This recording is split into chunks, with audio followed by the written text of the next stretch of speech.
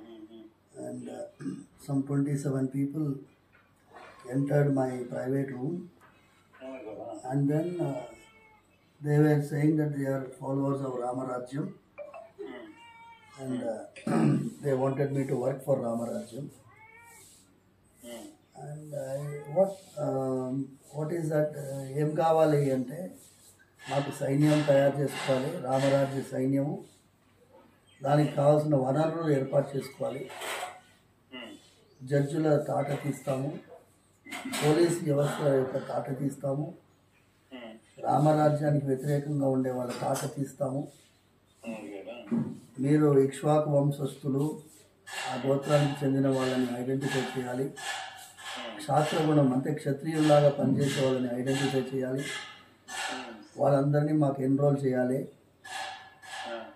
దానికి కావాల్సిన వనరులు వైశ్య గుణం ఉన్నవాళ్ళు అంటే బిగ్ ఇండస్ట్రియలిస్ట్, బిజినెస్ పీపుల్ వాళ్ళని ఐడెంటిఫై చేయాలి.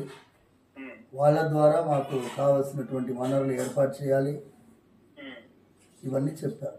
అన్నాను, ఇది కాదు కదా రామరాజ్యం. రామరాజ్యం అనేది రాజ్యాంగంలో ఆల్రెడీ ఉన్నది. అది శ్రీరాముల వారిది, సీతమ్మ తల్లిది, లక్ష్మణుడు. Part 3 of the constitution, rule of law.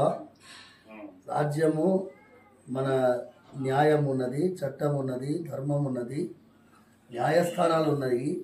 అవన్నీ సక్రమంగా పనిచేసి ఈ దేశంలో శాంతి భద్రత ఉండేటట్టు చేయడమే కదా రామరాజ్యము. ఇదేదో కొత్తగా ఉంది కదా, దీనికి ఏమాత్రం నేను ససేమిరా అన్నానండి. దానికి 40 నిమిషాలు భయంకరమైనటువంటి చిత్రహింసకి లోనయ్యాను.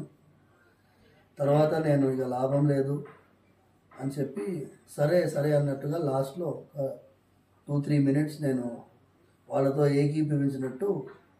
ఎందుకంటే బాడీ అంతా you can see people were surprise when I came out of the room after they left. కళ్ళంతా ఎర్రగైపోయినాయి, శరీరం అంతా ఒకటి నొప్పి.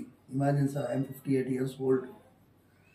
మన ఫ్యామిలీస్కి ఎంత దగ్గర సంబంధం. మీ నాన్నగారు అంటే మా నాన్నగారికి చాలా ప్రాణం.